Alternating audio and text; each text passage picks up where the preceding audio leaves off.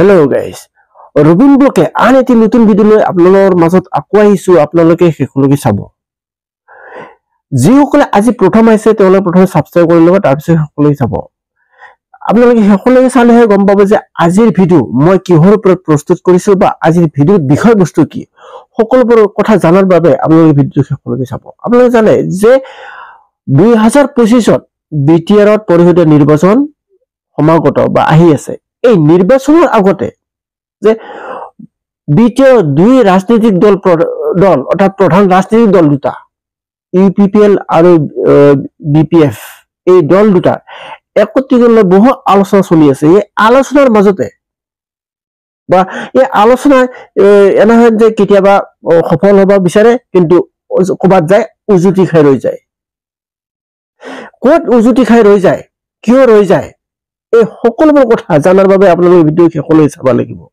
আৰু শেষলৈ চালে আপুনি গম পাব যে বিপিএৰ নেতাই কি ক'লে বা ইউপিপিএলৰ নেতাই কি ক'লে বা তেওঁলোকে যদি একত্ৰিত সঁচাকে হয় হলে তেওঁলোকৰ কিবা চৰ্ত থাকিব নেকি কি চৰ্ত থাকিব সকলোবোৰ কথা বিতংকৈ জনাৰ বাবে আপোনালোকে ভিডিঅ' শেষলৈকে চাব লাগিব আৰু যদি বিটিআৰত 2025ৰ পৰিষদীয় নিৰ্বাচনৰ আগতে বা পূৰ্বতে যদি ৰাজনৈতিক দল দুটা একত্ৰিত নহয় তেতিয়া বিটিআৰৰ অৱস্থা আৰু বিটিআৰৰ বড় জনসাধাৰণৰ বা বড় ৰাইজৰ অৱস্থা কি হ'ব যদি কিবা কাৰণত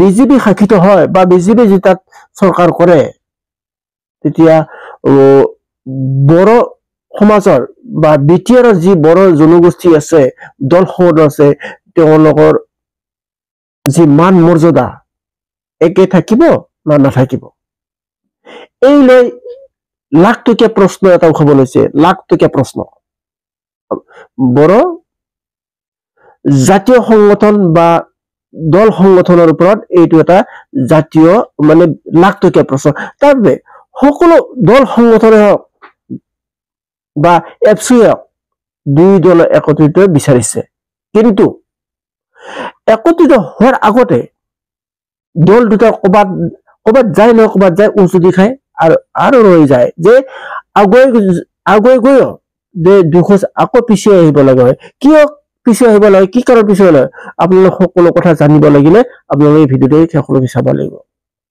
তেন্তে আহক ইউপিএলৰ নেতা হওক বিপিএফৰ নেতা হওক তেওঁলোকে কোনে কি মন্তব্য দিলে আৰু তেওঁলোকে কি প্ৰতিক্ৰিয়া দিলে তেওঁলোকৰ আমি কিছুমান মন্তব্য বা কিছুমান কথা মই আপোনালোকৰ মাজত লৈ আহিছো গতিকে আমি ভিডিঅ'টো চাওঁ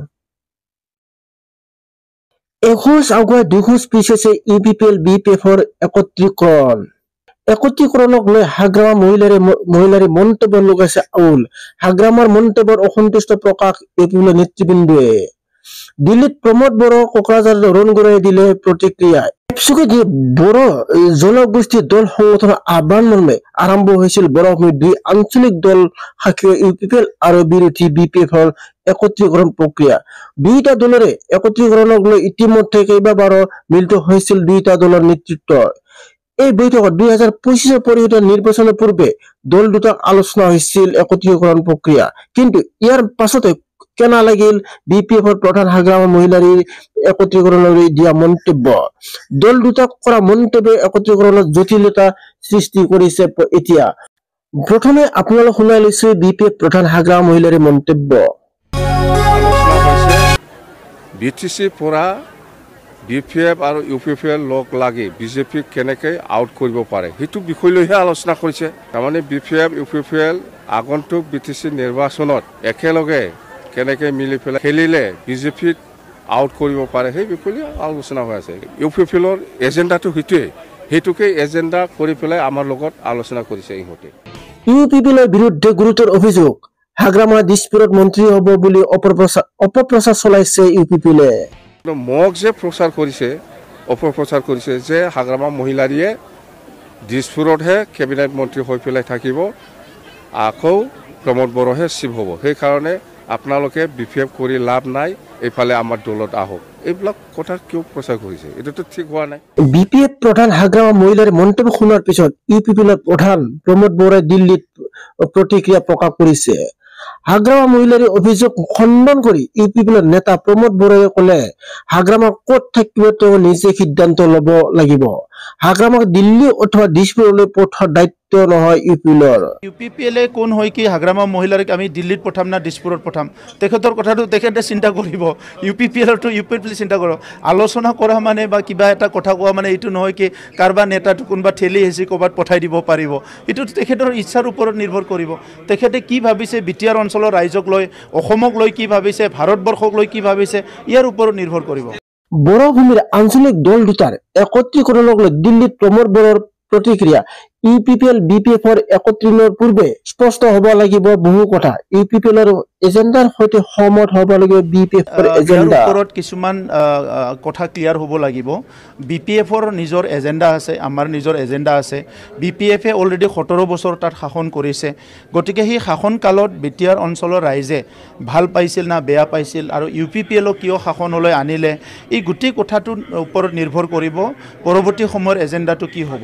ইয়াৰ ওপৰতে নিৰ্ভৰ কৰিব পৰৱৰ্তী সময়ত আমি কেনেকৈ আগুৱাই যাম। প্ৰায়ৰিটিটো মানে সেইটো নহয় কি বিপিএফে কি কথা কৈছে আমি কি কথা কৈছোঁ। প্ৰায়ৰিটিটো হৈছে যে বিটিচি অঞ্চলত ছাষ্টেইনেবল পিচ আৰু ডেভেলপমেণ্টটো কেনেকৈ আমি লৈ যাম।